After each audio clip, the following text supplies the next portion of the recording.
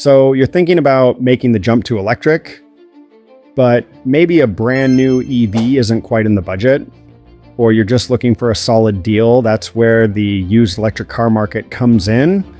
And it's a space that's getting more interesting every single day. But let's be real, buying a used EV isn't quite like buying a used gas car. There are a few extra layers to consider, especially when it comes to things like battery health and range. This video, drawing from some of the best advice out there, including comprehensive insights like those you'd find in an Edmunds guide, is all about navigating those nuances. The goal here is pretty straightforward: to arm you with the knowledge you need to make a really smart purchase. We're going to break down the key things you absolutely need to look at, from understanding what kind of range you can realistically expect, to deciphering warranty details, and even figuring out the charging situation. Think of this as your checklist, your deep dive into what makes a good used EV well good. Getting this right means you drive away happy with a car that fits your lifestyle and your wallet without any nasty surprises down the road. We'll cover everything from the initial research phase all the way through to the test drive and understanding the long-term costs. These tips are designed to be practical and actionable, so whether you're a seasoned car buyer or this is your first foray into the EV world, you'll find something valuable here. By the end of this, you'll feel a lot more confident stepping into that dealership or meeting that private seller, ready to ask the right questions and spot the best electric vehicle for your needs. Let's get into it. All right, so first things first, when you're looking at any electric car, new or used, is range. It's the big one, right? How far can this thing actually go on a single charge when a car is brand new?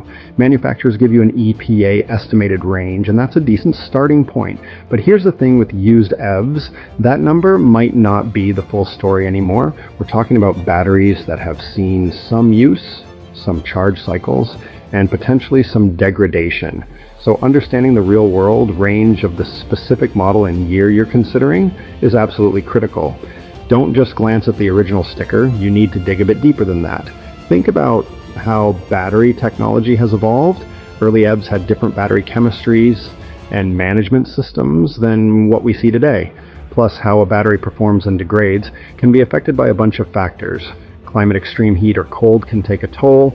Charging habits like frequent fast charging versus slower level 2 charging, and just the sheer age and mileage on the vehicle. So a 3-year-old EV with 50,000 miles might have a noticeably different range capability than it did when it first rolled off the lot. This isn't necessarily a deal breaker, but it's something you need to be fully aware of, so your expectations are set correctly for how you'll use the car. So what's the move here? Your research phase is key. Start by looking up the original EPA rated range for that exact model and year then. And this is super important. Dive into owner forums, EV specific communities online, and long-term reviews like those Edmunds often conducts. See what actual owners are reporting after several years of use. Are they still getting close to the original estimate, or has there been a noticeable drop? This kind of anecdotal evidence, combined with the official figures, will give you a much clearer picture of what to realistically expect and help you decide if that remaining range still fits your daily driving needs. And a bit more for peace of mind, okay, closely tied to range, and arguably the most crucial component of a used EV is the battery's health. The battery pack is the single most expensive part of an electric car, so its condition is paramount. It's not just about how far it can go, but also how well it holds a charge, how efficiently it operates, and its overall lifespan. A battery that's significantly degraded can mean not only reduced range, but potentially expensive replacement costs down the line, even if it's still technically working. This is where you really need to do your due diligence, because a healthy battery is fundamental to a good used EV experience. So how do you actually check the battery health? This can be a bit trickier than checking the oil in a gas car. Some EVs have a built-in battery health indicator on the dashboard or within the infotainment system, often displayed as a percentage or a capacity bar. This can give you a quick snapshot, but it might not always tell the whole story or be super precise. For a more thorough assessment, you might need to get a professional involved. Many dealerships, especially those that specialize in the brand of EV you're looking at, or reputable independent EV mechanics, will have diagnostic tools that can perform a detailed battery health check. This professional check can provide a state of health or SOH report, which is a much more accurate measure of the battery's current capacity compared to when it was new. It can also sometimes reveal if individual cells within the pack are having issues. While there might be a small cost associated with this kind of inspection, think of it as an investment. Knowing the true condition of the battery before you buy can save you a massive headache. And potentially thousands of dollars later, it's a non-negotiable step for a smart used EV purchase, giving you crucial bargaining power or the confidence to walk away if things don't look right. All right, let's talk warranties. This is important for any used car, but it takes on a special significance with EVs, particularly because of that big, expensive battery pack we just discussed.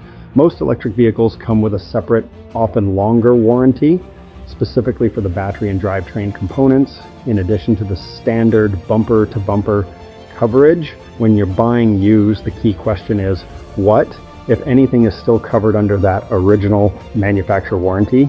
Knowing this can provide a huge safety net and peace of mind.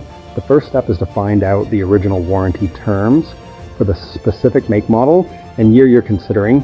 Typically, battery warranties are for a certain number of years or certain number of miles, whichever comes first, commonly something like 8 years or 100,000 miles. They also usually cover the battery against failure or degradation below a certain percentage, often around 70% of its original capacity. You need to verify the exact terms for the vehicle you're looking at, as they can vary. Don't just assume. Get the specifics. Once you know the original terms, you need to determine how much of that warranty is left. This means checking the car's in-service date, the date it was first sold, and its current mileage. The remaining warranty, especially on the battery, can be a major selling point and a significant factor in the car's value. Also check if the warranty is transferable to subsequent owners. Most manufacturer warranties are, but it's always good to confirm if there's substantial battery warranty remaining. It dramatically reduces your risk. If it's expired or close to expiring, you'll want to be even more thorough with that battery health check we talked about. So you found a used EV with decent range and a healthy battery. Next up, how are you going to charge this thing? This is a practical day-to-day consideration. That's super important. You need to think about both home charging and public charging. For home charging, the primary question is compatibility. Most EVs can charge using a standard 120 volt wall outlet level 1 charging, but honestly, it's incredibly slow. For a more practical daily charging solution, you'll likely want level 2 charging, which uses a 240 volt outlet similar to what an electric dryer uses. Investigate what kind of charging port the vehicle has. While most modern EVs in North America use the J1772 connector for level 1 and level 2, AC charging, and CCS, or Tesla's connector for DC fast charging. Older models might have different standards like CHAdeMO. You'll want to ensure that the car you're buying is compatible with the charging infrastructure you plan to use, especially if you're thinking about installing a level 2 charger at home. Does the car come with its original mobile charging cable? What condition is it in? These are good questions to ask the seller. Then there's public charging. How often will you need it? What's the availability of compatible public chargers in your area and on routes you frequently travel? Some older EVs might not have DC fast charging capability at all, or if they do, it might be at a slower rate than modern vehicles. This could be perfectly fine if you primarily charge at home and only need public charging occasionally for shorter top UPS. But if you plan on longer trips, understanding the car's fast charging capabilities and the networks it can use, like Electrify America, EVgo, ChargePoint, or Tesla superchargers with an adapter, for example, is crucial for a hassle-free ownership experience. All right, this next one is a classic for any used car purchase, but it's just as vital for an EV, the vehicle history report. Think of services like Carfax or AutoCheck. These reports are your window into the car's past. and they can reveal a lot of information that the seller might not volunteer or even know. You're looking for the usual suspects here. Has the car been in any reported accidents? Major accidents can cause underlying structural damage that might not be immediately visible, and even minor ones could affect sensitive electronic components. In an EV, if not repaired properly, beyond accident history, the report can also show service records, while EVs generally require less maintenance than gas cars.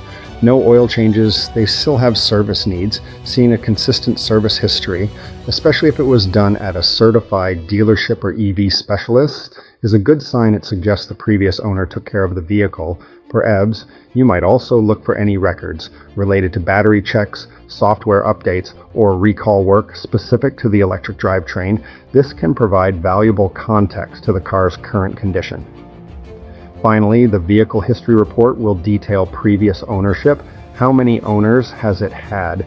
Was it a personal vehicle, a lease, or part of a fleet or rental service? A car with multiple owners in a short period might raise a yellow flag, prompting more questions.